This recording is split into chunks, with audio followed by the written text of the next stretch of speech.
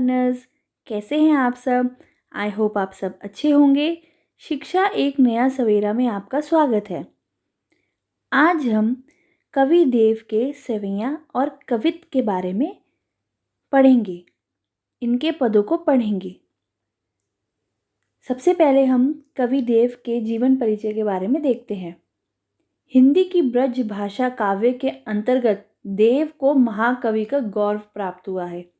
इनका जन्म इटावा में हुआ और इनका पूरा नाम देवदत्त था। देव रीतिकालीन कवि हैं। रीतिकाल का संबंध दरबारों व आश्रयदाताओं से बहुत ज़्यादा था, जिस कारण उनकी कविताओं में दरबारी व राजसीय संस्कृति का प्रमुखता से वर्णन है। देव प्राकृतिक सौंदर्य को भी अपनी कविताओं में प्रमुखता से शामिल करते थे। अपनी रचनाओं में वे अलंकारों का भरपूर प्रयोग करते थे। आइए अब हम कविता को विस्तार से पढ़ते व समझते हैं। सवैया और कवित्त कवि देव के द्वारा रचित हैं।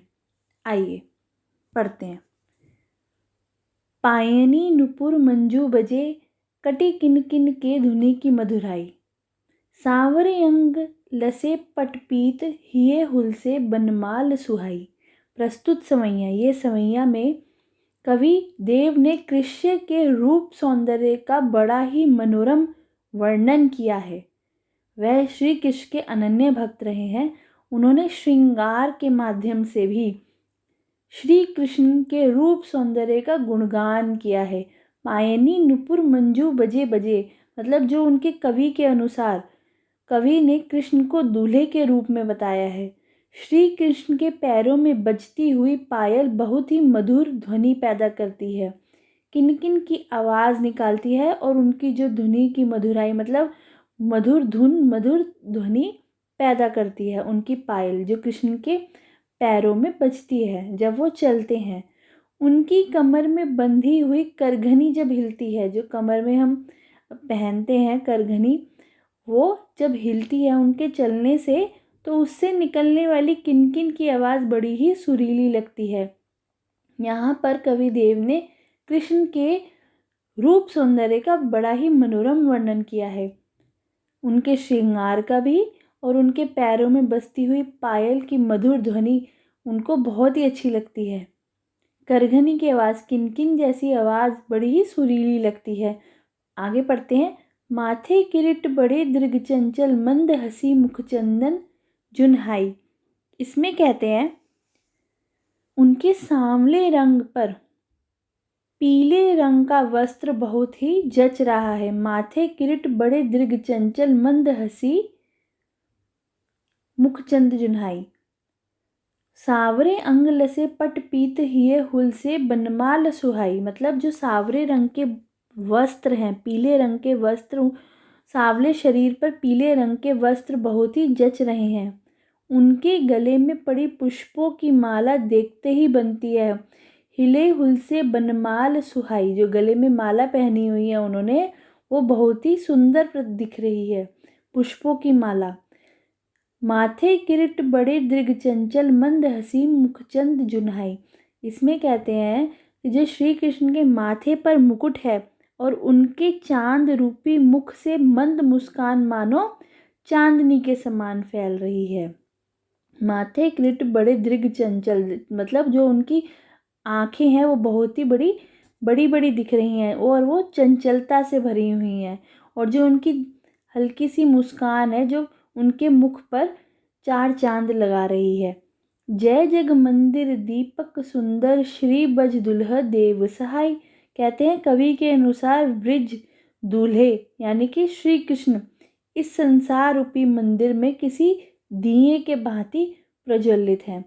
इन पंक्तियों में, इन सवैयों में कवि देव ने कृष्ण के रूप सौंदर्य का बड़ा ही सुंदर वर्णन किया है। अब आगे देखते हैं।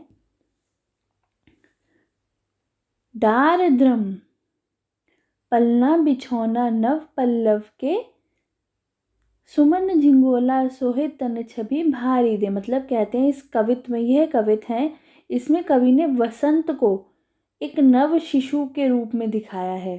अब यहाँ पर वसंत का वर्णन है कि डार द्रम पलना बिछौना नव पल्लव के, सुमन झिंगोला सोहे तन छवि भारी दे।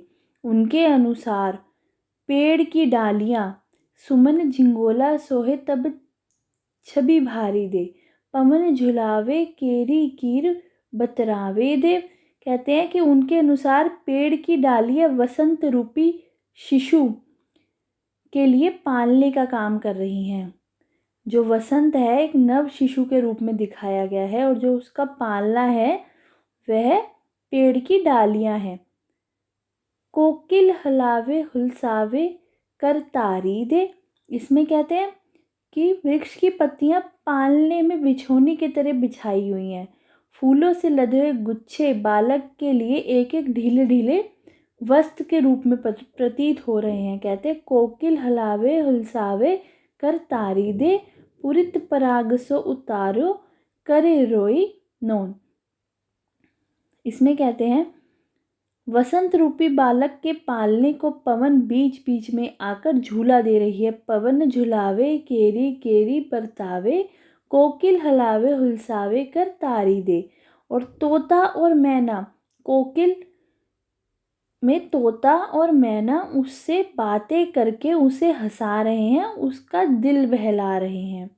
आगे बोलते हैं कंजकली नायनिका लतान सिर सारी दे, मंदन महीप जू को बालक बसंत ताही, प्रातः जगावत गुलाब चटकारी दे। कोयल भी आकर वसंत रूपी शिशु से बातें कर रही हैं। मतलब वसंत का मौसम इतना सुहाना होता है कि सब जगह खुशहाली नज़र आती है। सारे पेड़ पक्षी पौधे सब खिलखिला के हंसने लग जाते हैं। यहाँ पर कवि देव ने कवित्व में वसंत को एक नव शिशु के रूप में दिखाया कि नव शिशु से सब प्यार करते हैं और जो वृक्ष की नई नई पत्तियां आ रही हैं वो कितनी मनमोहक कितनी सुंदर लग रही हैं। पुष्प से लदी हुई लताएं किसी साड़ी की तरह दिख रही हैं, जो ऐसा प्रतीत हो रही है कि किसी नायिका ने उसे सिर पर पहना हुआ है। उन पुष्पों से पराग के कण कुछ इस तरह उड़ रहे हैं मानो घर की बड़ी औरत किसी बच्चे की नज़र उतार रही हो। कामदेव के बालक बसंत को रोज सुबह गुलाब चुटकी बजाकर जगाते हैं। मतलब प्रातः ही जगावत गुलाब चटकारी दे।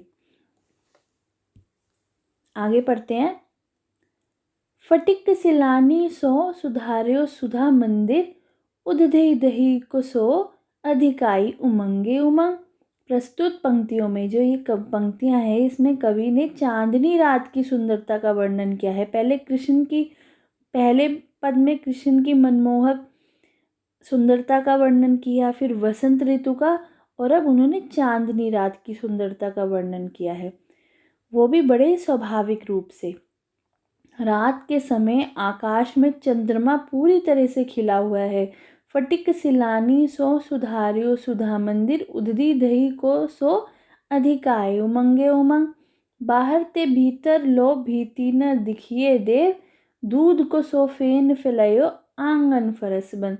इसमें कहते हैं जब रात के समय आकाश में चंद्रमा पूरी तरह खिला हुआ है और उसकी रोशनी चारों तरफ ऐसी फैली हुई है जैसे किसी पारदर्शी पत्थर से निकलकर सूर्य की किरणें चारों तरफ फैल जाती हैं।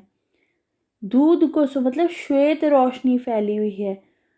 तारा सी तरनी ताम में ठाडी झिलमिल होती, मोतिन की ज्योति मिलियो मल्लिका को मकरमंद। मतलब इसमें पूरे में लाइनों में बोला गया है जैसे कि पारदर्शी सी पत्थर से निकलकर सूर्य की किरणें चारों तरफ फैल जाती हैं, वैसे ही श्वेत रोशनी की शिलाएं ऐसा प्रतीत कर रही हैं जैसे इनके खंभों में से चांदी का महल बना हुआ हो।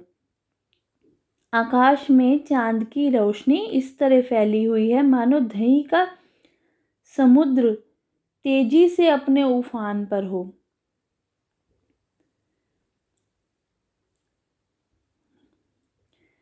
चांदनी रात का सुंदरता का बखान तो उन्होंने किया है। चांदनी रात का तेज ऐसे बिखर रहा है जैसे कि कोई मणि प्रकाश से धरती जगमगा रही है। चारों तरफ सफ़ेद रोशनी फैली हुई है और ऐसा लगता है कि जैसे मोतियों की चमक मिल गई हो, बेले के फूल के रस मिल गया हो। पूरा आसमान किसी दर्पण की तरह लग रहा है। इन सब के बीच पूर्णिमा का चांद ऐसा लग रहा है जैसे आसमान रूपी दर्पण में राधा का प्रतिबिंब दिख रहा हो। लास्ट लाइनों में बोला गया, आरसी से अंबर में आभा सी उजारी लगे, प्यारी राधिका को प्रतिबिंब सो लगत चांद। मतलब जो इन सब के बीच जो पूर्णिमा का चांद ऐसा लग रहा है जैसे आसमान में राधा का प्रतिबिंब दिख रहा हो। आई होप आपको ये कविता ये सवैयाँ और कविता अच्छे लगे होंगे। अगर पसंद आए तो वीडियो को लाइक और शेयर कीजिए और अपने फ्रेंड्स को भी दिखाइए।